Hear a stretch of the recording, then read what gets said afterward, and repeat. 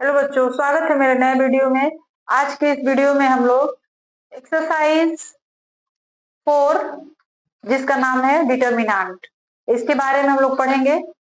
इसके पहले हमने आपको बताया था आव्यूह के बारे में कि आव्यूह क्या है, इसका उपयोग कहाँ होता है, किस तरह होता है, उसकी क्या क्या प्रॉपर्टीज होती हैं, कौन कौन से उसके गुणधर्म होते हैं और आव्यूह के जो सवाल होते हैं, क्वेश्चंस होते हैं, उसको हम लोग किस तरह से सॉल्व करते हैं। ठीक है। और आज हम लोग जो है सारणिक, जो बिल्कुल नया चैप्टर है आपके लिए, और सारणिक के बारे में पढ़ेंगे जो कि बिल्कुल इसके पहले वाले चैप्टर से रिलेटेड है।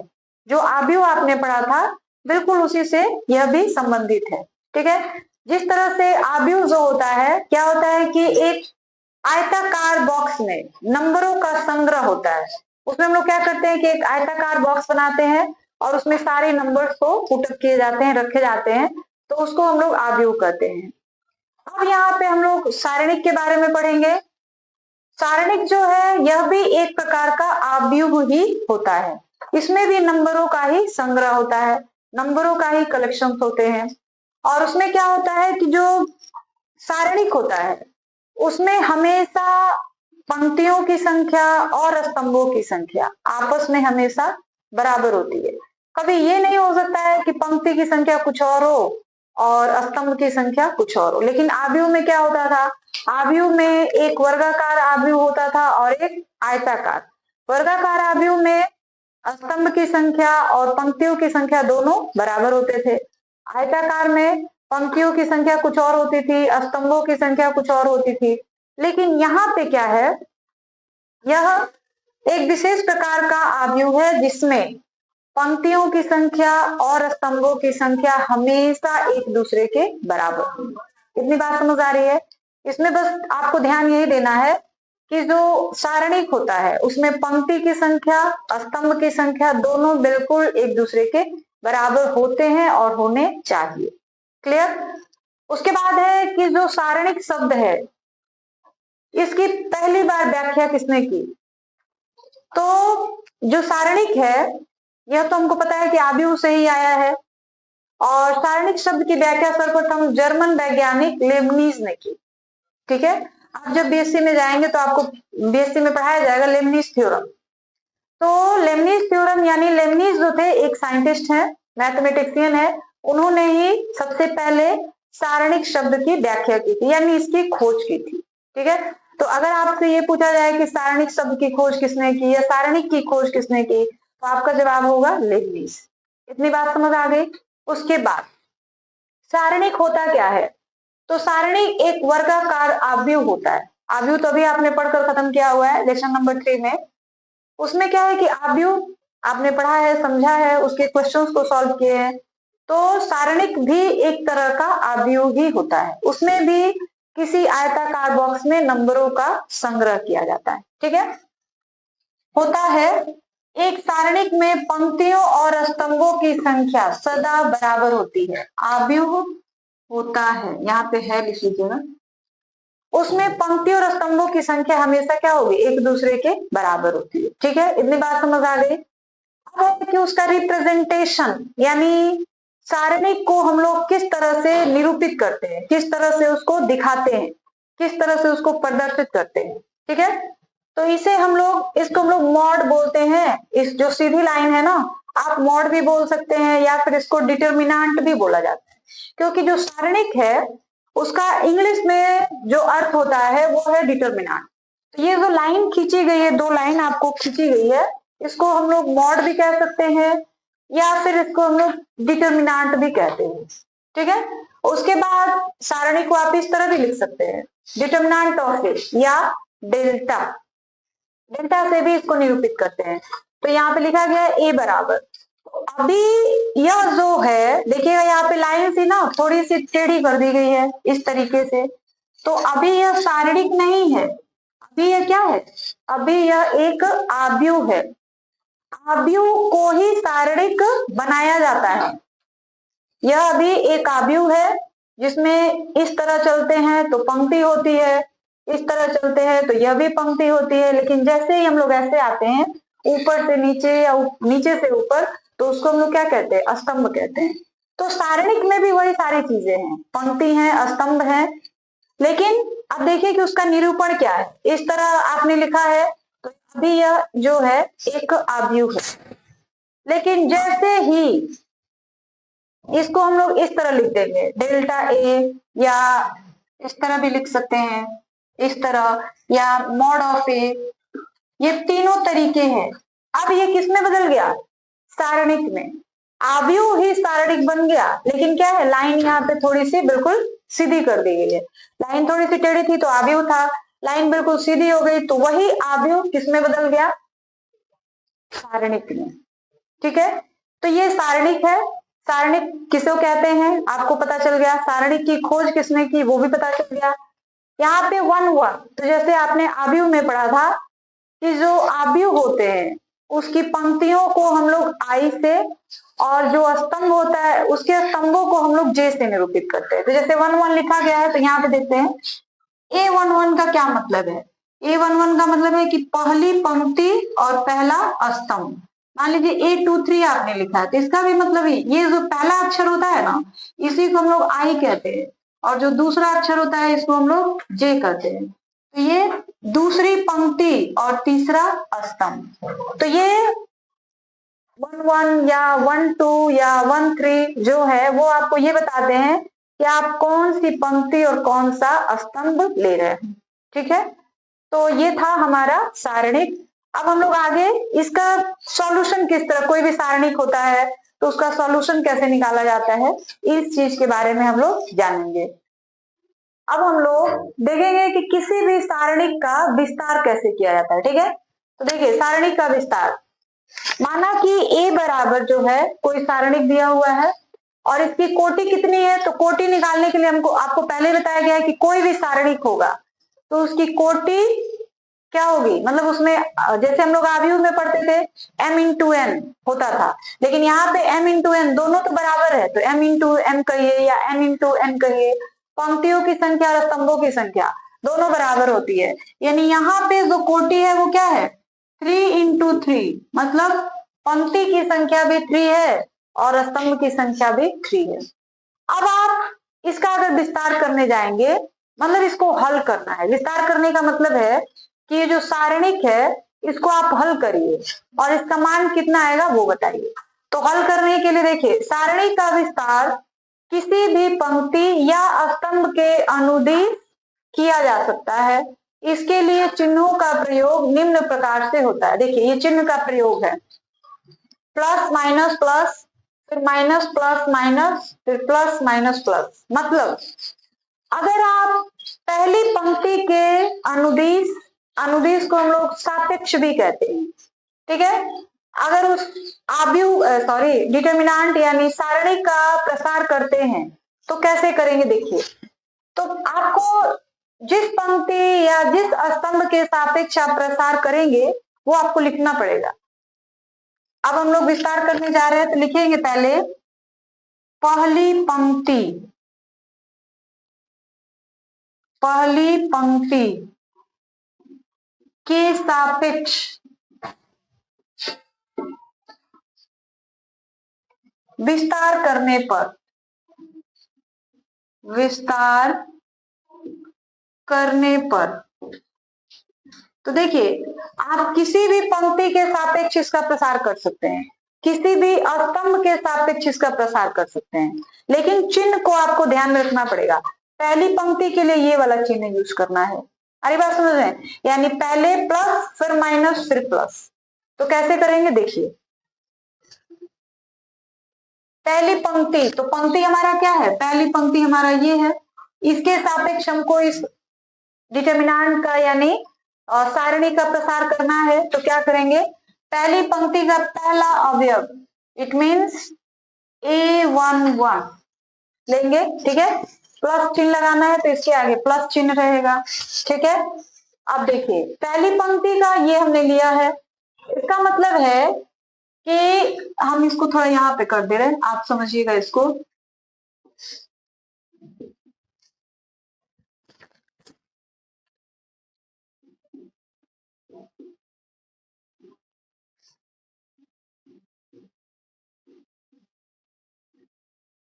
इस तरीके से है। आपने A11 लिया है, इसका मतलब है कि इस पूरी लाइन को ऐसे और ऐसे छोड़ दीजिए, तो बचेगा क्या आपके पास, इस तरह का बचेगा ना, A22, A23, A32 and A33, इस तरह बचेगा। ठीक है, अब हम लोग इसका पहली पंक्ति के सारे अवयवों को लेना पड़ेगा। पहली पंक्ति के अवयव क्या है, A11, A12, A13, तो हमने A11 तो ले लिया, अब हमको क्या लेना पड़ेगा, A12, तो चिन्ह भी देखना पड़ेगा। दूसरा हम लोग ले रहे हैं इसको, तो वहां पे क्या रहेगा, माइनस का चिन्ह, यानी यहाँ पे हमको लगाना पड़ेगा माइनस का चिन्ह, और हम लोग दूसरा वाला अवयव लेंगे A12।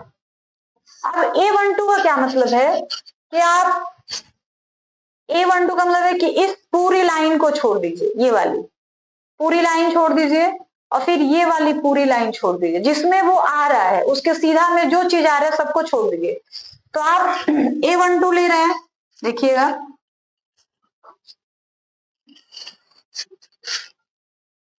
आप A12 ले रहे हैं, मतलब इसके सीधे में जो चीज पड़ेंगे उन सारे को छोड़ दीजिए, तो बचेगा क्या हमारे पास, A21, A23, A31 and A33। ये बात समझ आई है आपको, ठीक है। तो ये हमने दूसरे वाले एलिमेंट को हमने ले लिया। अब पहली पंक्ति के सापेक्ष आप प्रसार करें तो पहली पंक्ति में जितने अवयव लेंगे सबको लेना पड़ेगा। तो हमने A11 ले लिया, A12 ले लिया, अब हमारे पास क्या बचा है, A13 बचा है ना, और उसके लिए चिन्ह क्या रखना पड़ेगा, प्लस, यानी अल्टरनेट मेथड है, पहले प्लस फिर माइनस फिर प्लस, तो हम यहाँ पे लिखेंगे प्लस। पहली पंक्ति का तीसरा अवयव क्या है हमारे पास, A13। अब A13 का क्या मतलब है, A13 का मतलब है कि इसके सीधे में जितने भी नंबर आएंगे उन सबको आप छोड़ दीजिए, यानी आप ये तो छोड़ेंगे ही, ये छोड़ना पड़ेगा आपको, ये वाला। तो बचेगा क्या हमारे पास, A21, A22, A31 और A32, यही ना बचेगा। तो इस तरीके से अब इसको आप हल करेंगे, तो कैसे करेंगे वो देख लीजिए। अभी एक एग्जांपल देंगे, उस पर आपको सारी बातें क्लियर हो जाएंगी। जैसे A11 है, ठीक है, और इसका मतलब क्या है, इन दोनों को मल्टीप्लाई कर दीजिए, क्या लिखेंगे, A22 इंटू A33, बीच में हमेशा माइनस का चिन्ह रहेगा, बीच में जो रहेगा हमेशा माइनस का चिन्ह लगेगा। अब हम लोग क्या करेंगे, इन दोनों को इंटू कर देंगे, तो क्या हो जाएगा, A23 इंटू A32। ये लाइन समझ आई है आपको, फिर से देख लीजिए, A11 तो रहेगा ही, हमको इसको हल करना है, इस चीज को, तो क्रॉस मल्टीप्लीकेशन, तिरछा गुणा, तो A22 इंटू A33, बीच में हमेशा माइनस चिन्ह का प्रयोग करना है, A23 इंटू A32। आइए बात समझ में, फिर माइनस है यहाँ पे तो माइनस ही लगाएंगे। अब इसको क्या करेंगे, देखिए फिर वही काम आपको करना है, इसको मल्टीप्लाई कर दीजिए, A21 into A33 minus A23 into A31।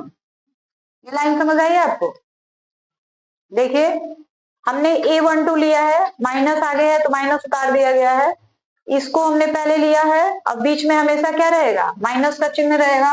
अब फिर हम लोग इन दोनों को मल्टीप्लाई करेंगे। लाइन क्लियर हुई है, समझ आया है। अब आगे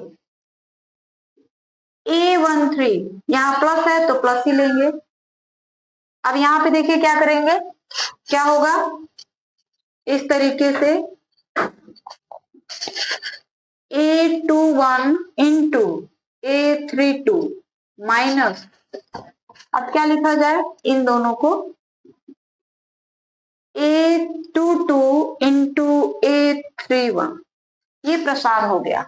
मतलब अब इसको थोड़ा सा और अगर सिंप्लीफाई करी जाए तो क्या हो जाएगा, A11 into A22 into A33 minus A11 into A23 into A32, फिर माइनस इसका इसके साथ A12 A21 A33 minus A2, इसका भी मल्टीप्लाई होना पड़ेगा, करना पड़ेगा आपको, A12 into A23 into A31, फिर इसका इन दोनों में तो क्या हो जाएगा plus A13 into A21 into A32, फिर माइनस इसका, फिर इसमें A13 A22 एंड A31, ये प्रसार हो गया। लेकिन किस हिसाब से?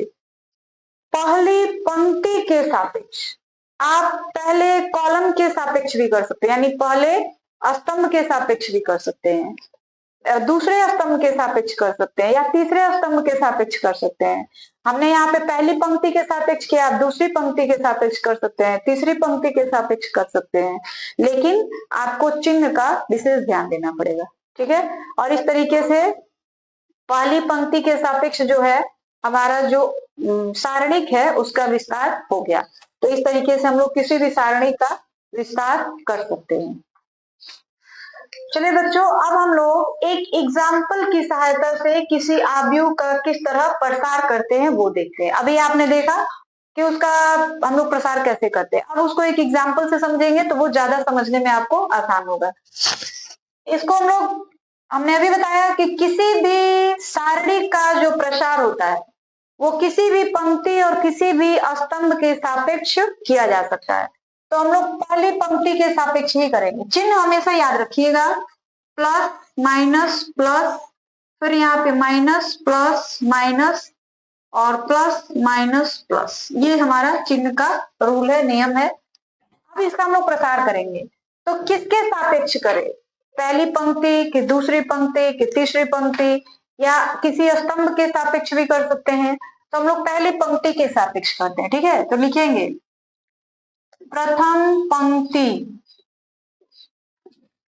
के सापेक्ष प्रसार करने पर अभी हमने आपको बताया पहली पंक्ति के सारे अवयवों को लेना है, ठीक है। तो पहले हम लोग क्या लेंगे? 1, चिन्ह क्या रहेगा? प्लस, फिर 1 जैसे ही लिखा गया, इसका मतलब ये पूरी लाइन छोड़ दीजिए और यह भी पूरी लाइन छोड़ दीजिए, ये पूरा आप इसको छोड़ना है। बचेगा क्या आपके पास? 3 0 1 0, ठीक है। समझ आई बात आपको? उसके बाद दूसरा अवयव यानी 2 लेंगे, तो 2 के आगे कौन सा चिन्ह रहेगा? देखिए यहाँ पे माइनस, ठीक है। अब आपको कौन कौन सी लाइन को छोड़, मतलब 2 के सामने ये आप पूरा छोड़ दीजिए और इसको पूरा छोड़ दीजिए इस तरीके से। तो बचेगा क्या आपके पास? -1 0 4 0, ठीक है। अब हम लोग तीसरा अवयव लेंगे यानी 4, तो 4 लेंगे तो उसके आगे चिन्ह किस चीज का रहेगा? यहाँ देखिए प्लस का। अब लेंगे तो हम लोग क्या करेंगे?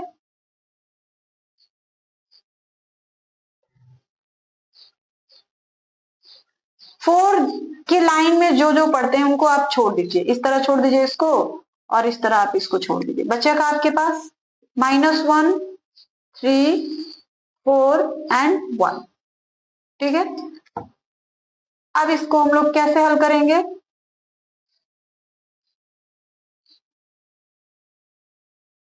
चलिए तो हल करते हैं इसको। 1 इन दोनों का मल्टीप्लाई 0 माइनस इन दोनों का मल्टीप्लाई 0। आइए बात समझ में। फिर माइनस है तो माइनस लगा दीजिए, इन दोनों का क्या हो जाएगा? -1 इंटू 0 यानी 0 माइनस 4 इंटू 0 क्या हो जाएगा? 0, ठीक है, प्लस 4। अब यहाँ क्या होगा? इन दोनों का मल्टीप्लाई यानी -1, ठीक है, फिर माइनस इन दोनों का मल्टीप्लाई क्या हो जाएगा? 12। देखिए ये तो 0 हो गया, 0 इंटू 1 क्या हो जाएगा 0, -2 यह भी 0, ये 0 तो खत्म हो गए ये दोनों, +4 और ये कितना हो जाएगा -13। ठीक है, ये 0, यह भी 0 और यह कितना हो जाएगा -52।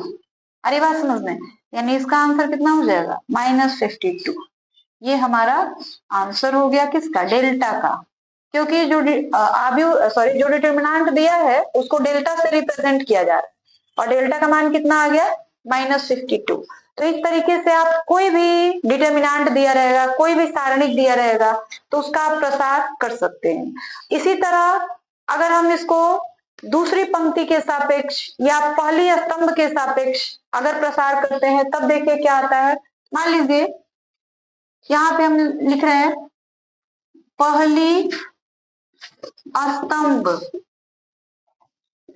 के सापेक्ष प्रसार करने पर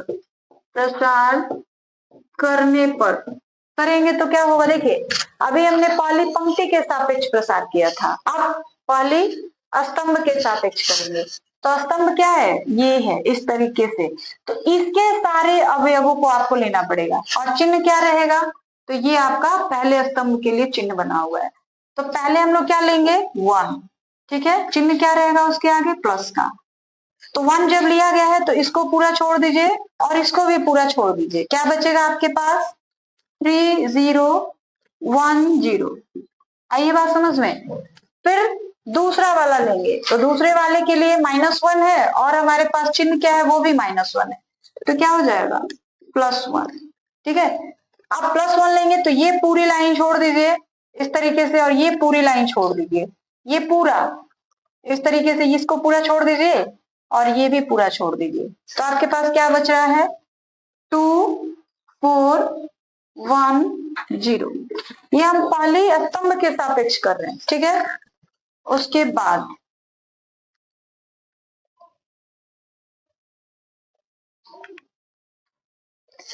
अब हम लोग किसको लेंगे 4 को, तो 4 के आगे क्या रहेगा प्लस, यहाँ पे तो माइनस होता है लेकिन एक तो फॉर्मूले में माइनस है और 1 के आगे भी माइनस है इसलिए वो प्लस हो गया है।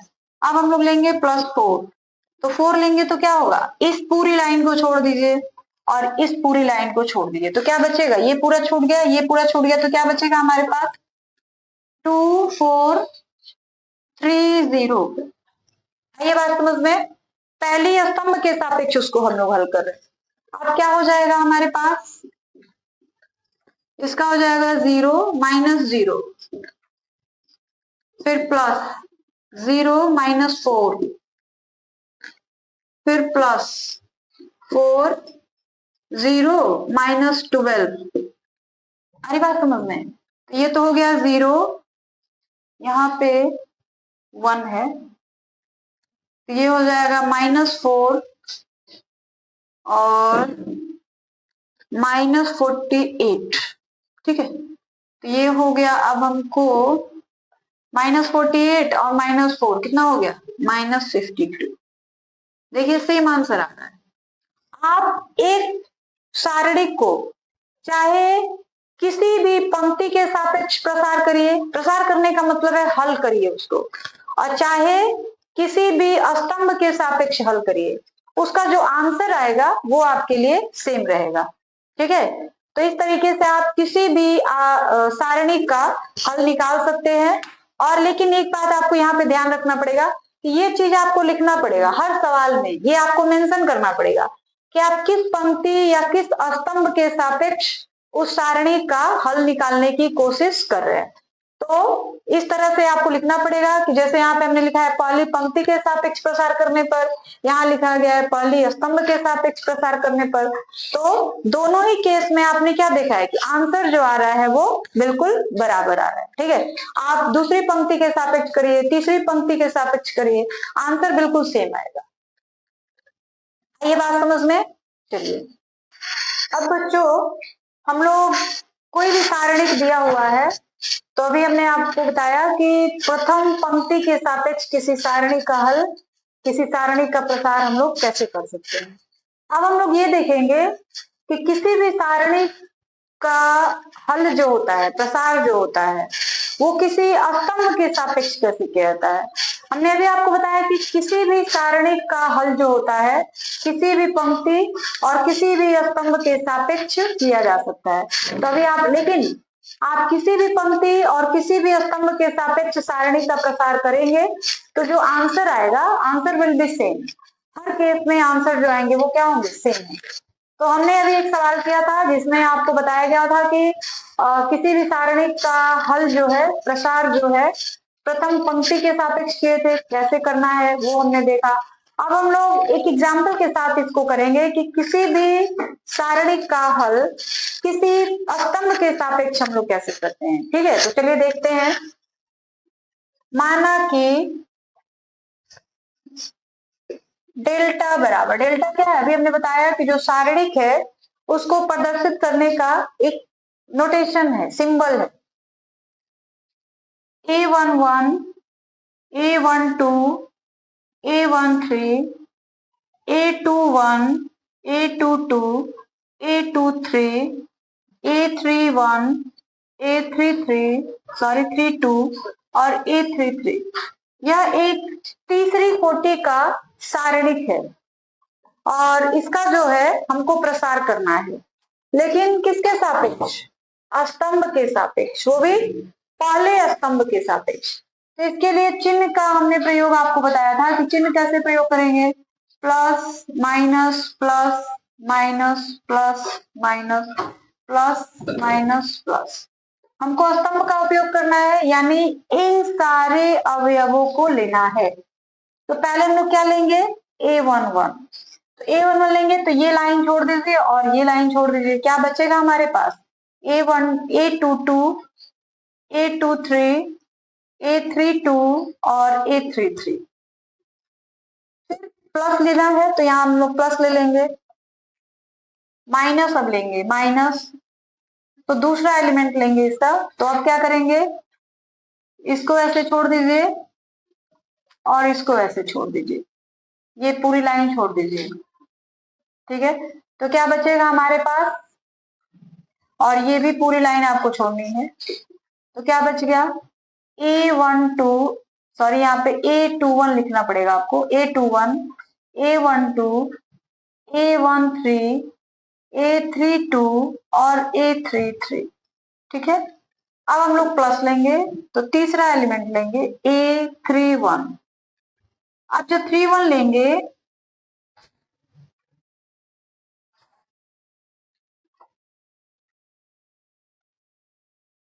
तो क्या किया जाएगा, ये वाली तीसरी लाइन छोड़ देंगे और ये पूरी लाइन छोड़ देंगे, तो क्या बचेगा हमारे पास, A12, A13, A22, A23। ठीक है, अब इसका हल हम लोग करेंगे तो क्या होगा, A11 इन दोनों का multiply, A22 into A33 minus A23 into A32 minus A21, फिर इन दोनों का और इन दोनों का हल निकालते हैं, A12 into A33 minus A13 into A32, फिर plus A31, A22, A23 minus A13, A22, इस तरीके से। ठीक है, पहले इन दोनों को मल्टीप्लाई करते हैं फिर इन दोनों को मल्टीप्लाई करते हैं, यहाँ पे भी पहले इन दोनों को मल्टीप्लाई करेंगे और फिर इन दोनों को मल्टीप्लाई करेंगे। ठीक है, अब ये हमारा जो प्रसार है वो हो गया, किसके सापेक्ष, तो पहले स्तंभ के सापेक्ष प्रसार जो करना था हमने कर दिया। अब एक हम लोग एग्जाम्पल इससे करेंगे, जैसे एक एग्जाम्पल से समझते हैं इसको। मान लीजिए कोई सारणिक जो है A इज इक्वल टू हमको दिया हुआ है 3, 0, 2, 5, 1, 1, -1, 2 एंड -3 ये दिया है। इसका हमको पहले स्तंभ के सापेक्ष प्रसार करना है, तो कैसे करेंगे,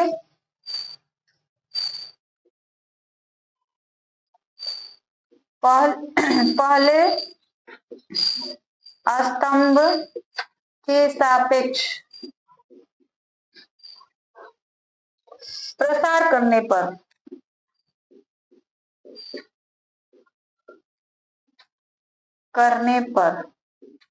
तो आप डायरेक्ट ये फॉर्मूला लगा सकते हैं। आप चाहे तो ये डायरेक्ट फॉर्मूला लगा सकते हैं, या जैसे हमने इसको किया हुआ है उस तरह कर सकते हैं। तो हमने ये वाला मेथड ज्यादा आसान लगता है, तो हम लोग उसी को लेंगे। पहले 3 लेंगे ना, तो ये पूरी लाइन छोड़ देंगे और ये पूरी लाइन छोड़ देंगे। क्या बचेगा हमारे पास? 1 2 1 -3। फिर दूसरे वाले को लेंगे, पहले स्तंभ के सापेक्ष कर रहे हैं, यानी पहले स्तंभ के सारे अवयवों को लेना है। तो -5 लेंगे तो ये लाइन छूटेगी और ये लाइन छूटेगी, तो क्या बचेगा? 0 2 2 -3। फिर प्लस, तो यहाँ पे -1 हो जा रहा है, तो यहाँ पे माइनस आ जाएगा, -1। ये पूरी लाइन छूट जाएगी और ये, तो क्या बचेगा हमारे पास? 0 1 2 1। अब इसको हल करेंगे तो क्या होगा? 3 -3 -2 -5 -0 -4 -1 0 -2, ये हो जाएगा। ठीक है, तो ये क्या हो गया? 3 × -5 -5 × -4 -1 × -2। ठीक है, अब यहां करते हैं इसको। ये हो जाएगा -15 माइनस माइनस प्लस, फिर 5 × 4 20 -2, तो -15 एंड -2 कितना हो जाएगा? -17। अब -17 + 20, ये हो जाएगा -17 + 20, यानी इसका आंसर कितना आ जाएगा? 3। तो इसका जो आंसर होगा वो क्या हो जाएगा? 3। तो इस तरीके से कोई भी अगर आपको सारणिक दिया है और उसका मान आपसे पूछा जा रहा है, चाहे पहली पंक्ति हो और चाहे पहला स्तंभ हो, यहाँ पे देखिएगा थोड़ा सा, यहाँ पे थोड़ी सी गड़बड़ी है। -1 + -1 × -2, तो ये +2 हो जाएगा यहाँ पे, तो ये फिर थोड़ा सा ये गड़बड़ हो गया। -15 + 22 -15 + 22, तो कितना बच जाएगा? 7। तो इसका आंसर कितना आ गया? 7। ये हमारा आंसर है। ठीक है, तो ये तो है कि कोई भी आव्यूह जब तीसरी कोटि की है, 3 रो और 3 कॉलम है, उस समय आप उस आव्यूह को कैसे हल करेंगे। लेकिन अगर कोई आव्यूह नहीं, सॉरी, सारणिक है, लेकिन अगर कोई सारणिक ऐसा है जिसमें केवल 2 रो और 2 कॉलम है, तो उसका हल कैसे करेंगे? जैसे मान लीजिए हम यहाँ पे करते हैं,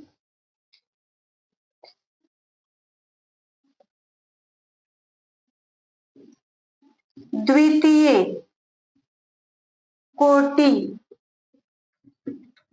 के सारणिक का हल ज्ञात करना। ये तो तीसरे कोटि का था ना, तो हमने ऐसा किया। लेकिन अगर द्वितीय कोटि का है, माना कि A बराबर A11 A12 A13 और यहाँ पे A11 A12, तो यहाँ पे A21 और A22 होगा। अब ये द्वितीय कोटि का सारणिक है। द्वितीय कोटि का इसलिए कि इसमें 2 ही रो है और 2 ही कॉलम है, लेकिन यह जो सारणिक था वह तृतीय कोटि का था, यानी इसमें 3 रो और 3 कॉलम थे। तो इसका हल तो हम लोग आप सीख गए कि कोई भी पंक्ति लेंगे, कोई भी कॉलम लेंगे और उसके सापेक्ष इसका हल निकाल देंगे। लेकिन अगर द्वितीय कोटि का आव्यूह है, तब क्या करेंगे? इसका हल कैसे निकालेंगे? तो इसका हल सिंपल सी बात है, बस क्रॉस मल्टीप्लीकेशन कर दीजिए। A11 - A22, ठीक है, सॉरी इंटू हो गया, इंटू, अब बीच में हमेशा माइनस रहेगा, A12 × A21। ये जैसे मान लीजिए कि हमारे पास कोई आव्यूह है, कोई सारणिक है, जैसे ए बराबर मान लीजिए 2, 4, -1 एंड 2, इस तरह करना है। इसका हल निकालना। देखिए ये द्वितीय कोटि का एक सारणिक है, तो इसका हम लोग हल कैसे निकालते हैं, बस इन दोनों का क्रॉस मल्टीप्लिकेशन माइनस इन दोनों का। देखिए हमने कर दिया है। अब ये एक द्वितीय कोटि का सारणिक है, इसका आपको हल निकालना है। तो कैसे निकालोगे, देखो इन दोनों को मल्टीप्लाई कर दो पहले, क्या हो जाएगा 2 × 2 4 माइनस, और यहाँ पे फिर भी माइनस मतलब -1 × -4, तो ये खुद भी -4 हो जाएगा। तो ये क्या हो जाएगा -4 + 4, यानी इसकी वैल्यू कितनी आ जाएगी 8। तो कोई अगर द्वितीय कोटि का सारणिक है तो उसको हम लोग इस तरीके से हल करेंगे, और अगर कोई तृतीय कोटि का सारणिक है तो उसका हल हम लोग इस हिसाब से करेंगे। अब यहाँ पे हमने यहाँ पे लिखा हुआ है कि पहले स्तंभ के सापेक्ष सारणिक का हल निकाला गया है। आप दूसरे स्तंभ के सापेक्ष, तीसरे स्तंभ के सापेक्ष, या पहली पंक्ति के सापेक्ष, दूसरी पंक्ति के सापेक्ष, तीसरी पंक्ति के सापेक्ष इसका हल निकाल सकते हैं, यानी इसका प्रकार कर सकते हैं। तो यह जो है, जो सारणिक चैप्टर है उसके लिए जितने इंपॉर्टेंट फॉर्मूले हैं, जितने डिफिनेशंस हैं, वो सारे इसमें कंप्लीट हो गए। ठीक है, अब हमारी अगले वीडियो में जो है हम लोग सारणिक चैप्टर का यानी चैप्टर नंबर 4 का जो एक्सरसाइज है 4.1 वो सॉल्व करेंगे। और अगर हमारा वीडियो आपको अच्छा लगा हो, आप हमारे वीडियो पे नए हो, तो प्लीज हमारे वीडियो को ज्यादा से ज्यादा लाइक और सब्सक्राइब करें।